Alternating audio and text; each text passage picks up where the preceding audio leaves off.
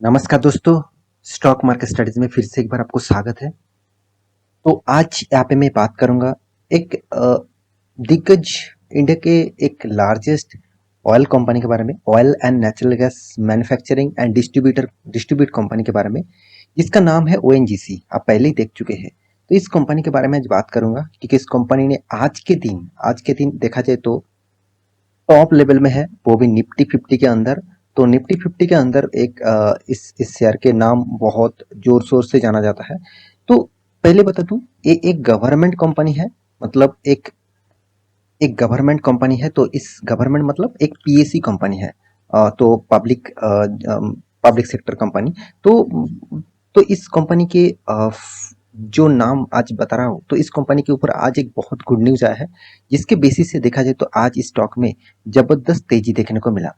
तो चलो उसी के बारे में बात करूंगा। तो पूरा डिटेल्स में यहाँ पे बताने वाला हूँ क्या हुआ है इस कंपनी के ऊपर, जिसके कारण आज के दिन इस कंपनी के ऊपर 5% तक तेजी देखने को मिला। तो सबसे पहले मैं कंपनी के न्यूज के ऊपर चला जाता हूँ। तो देखिए न्यूज कौन सा है, तो उसके ऊपर मैं दिखाने से पहले मैं जरूर कहूंगा आप मनी कंट्रोल साइट में जाकर खुद इस न्यूज को देख सकते हैं। तो मैं मनी कंट्रोल साइट के ऊपर इस न्यूज को आपके सामने लेके आया हूँ। तो मैं थैंकफुल हूँ मनी कंट्रोल साइट को, क्योंकि एक अच्छा खासा न्यूज यहाँ पे पब्लिश किया। तो न्यूज कौन सा है, चलो वो सबसे पहले आपको बता देता हूँ। तो देखिए न्यूज एक्चुअली आप सभी जानते हैं इनके बारे में। तो इनके ऊपर मैं अलग से एक वीडियो बना के दिया। इनका नाम आपको सबको भी पता है। इनका नाम है अलक मित्तल। तो अलक मित्तल जो है, इन्होंने एक्चुअली सीईओ का पद में ज्वाइन किया, चेयरमैन के पद में ज्वाइन किया। तो इस डेजिग्नेशन में उन्होंने ज्वाइन किया oil and natural gas corporation में। तो उन्होंने ज्वाइन करने के बाद एक बात प्रेस रिलीज के माध्यम से उन्होंने बताया थे कि मैं इस कंपनी को बहुत बहुत आगे ले जाना चाहूँगा। साथ ही साथ इंडिया में जो फ्यूल्स का जो प्रॉब्लम्स है उसके इश्यूज जितने सारे आते हैं, तो उसको सॉल्व करने के लिए कोशिश करूँगा। तो इसी एक बात के लिए ही पिछले दिनों में उन्होंने एक प्रेस रिलीज के माध्यम से कुछ बात कहे हैं। तो उसी के कारण आज के दिन इस स्टॉक में जबरदस्त तेजी देखने को मिला। तो देखिए, कोई भी स्टॉक अगर भाग रहा है, सबसे पहले आपको ये पता करना है कि स्टॉक क्यों भाग रहा है। तो उसके पीछे कौन सा लॉजिक है, उसके पीछे कौन सा कारण है, वो चीज सबसे पहले आपको देखना चाहिए। तो चलो उसी के ऊपर मैं यहाँ पे बात करूंगा। तो आप देखेंगे तो इन्होंने जो एक्चुअली फैसला लिया, उसी के कारण स्टॉक में आज के दिन तेजी देखने को मिला। तो कौन सा फैसला है आप देख सकते हैं। Alka Mittal takes additional charge as chairman and managing director. मतलब उन्होंने जो अभी जिस डेजिग्नेशन में है, मतलब उनका जो डेजिग्नेशन दिया गया है वो चेयरमैन का और साथ ही साथ मैनेजिंग डायरेक्टर का। तो उन्होंने इस पद में जनवरी से ज्वाइन किया। तो आपने सभी जानते हैं, क्योंकि मैं इसके ऊपर भी अलग से आपको वीडियो बना कर दिया था। जो इसका चेयरमैन है वो चेंज होने वाला है। तो become the first woman to head the country's largest, यहाँ पे देखिए, एक्सप्लोरेशन एंड प्रोडक्शन कंपनी। तो एक्सप्लोरेशन जितने सारे कंपनीज है उनमें से दिग्गज कंपनी कौन है, वो मतलब ओएनजीसी है। तो उसी का हेड ऑफ द डिपार्टमेंट बना दिया गया है, और वो भी इंडिया के फर्स्ट वोमेन्स, जिनके इस कंपनी के ऊपर आना एक सबसे बड़ा पॉजिटिव पॉइंट है। और साथ ही साथ उन्होंने जो टारगेट रखा है वो भी चलो दिखा देता हूँ।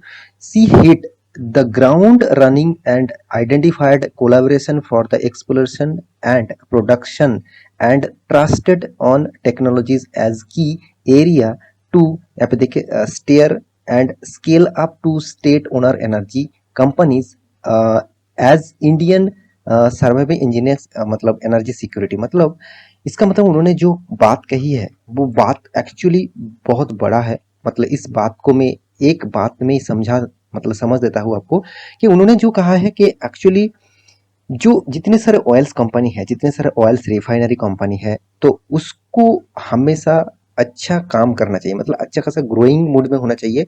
हमेशा उस कंपनी के ऊपर ज़्यादा फोकस होना चाहिए गवर्नमेंट का, क्योंकि उस कंपनी के ऊपर अगर ज़्यादा फोकस नहीं रखेंगे तो इंडिया का जीडीपी दिन के दिन गिरते जाएंगे। क्योंकि हमारा जो बड़ा इशू है, बाहर की कंट्री से सबसे जो ज़्यादा चीज जो इंडिया में खरीदारी किया जाता है वो है क्रूड ऑयल।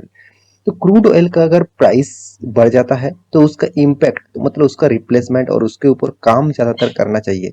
तभी आपको पता चलेगा एक्चुअली इस कंपनी के ऊपर फ्यूचर में क्या, मतलब चेंजिंग किया जा सकता है, जिसमें कंपनी को भी फायदा हो, साथ ही साथ इंडिया में भी जितने सारे मतलब बिजनेस है इस इंडस्ट्री से चलते हैं, तो उसका भी फायदा हो।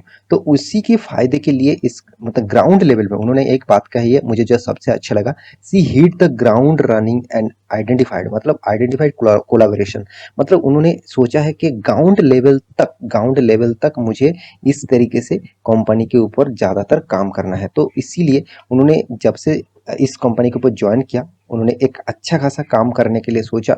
और मेरे हिसाब से इस बात को ही मार्केट को जब सबसे पॉजिटिव लगा, क्योंकि देखिए मार्केट भी जानते हैं, यहाँ पे अलका मित्तल जी है जो है, इन्होंने जो पहले भी काम किया है, मतलब दूसरे जो काम कंपनी में काम किए थे, तो उनका रिकॉर्ड बहुत अच्छा खासा है और उन्होंने एक अच्छा खासा काम भी किया है। तो इसी बेसिस से मार्केट को उसको पॉजिटिव लगा, मतलब मार्केट को उसका न्यूज पॉजिटिव लगा, तो इसीलिए आज के दिन 5.5% से भी ज्यादा तेजी देखने को मिला। जब आज के दिन अराउंड 1% से भी ज्यादा 1 पॉइंट समथिंग 1.50 समथिंग परसेंट का आज के दिन निफ्टी में, सेंसेक्स में और बैंक निफ्टी में गिरावट देखने को मिला।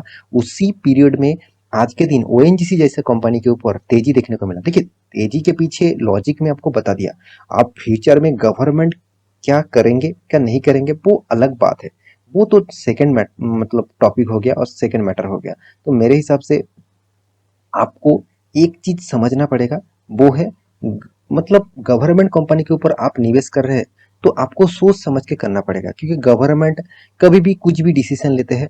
आज अलका मित्तल जी अच्छा खासा डिसीजन ले रहे हैं, पता नहीं फ्यूचर में वो उसका डिसीजन चेंजिंग भी हो सकते हैं, उसका डिसीजन अलग भी हो सकते हैं, और नया अगर सीईओ आ जाए और मैनेजमेंट एमडी आ जाए तो उसका डिसीजन भी चेंज हो सकता है। तो मेरे हिसाब से आपको फोकस होना चाहिए कंपनी के बिजनेस के हिसाब से, कंपनी का बिजनेस मॉडल के हिसाब से, साथ ही साथ कंपनी किस तरीके से काम कर रहा है उसके बेसिस से।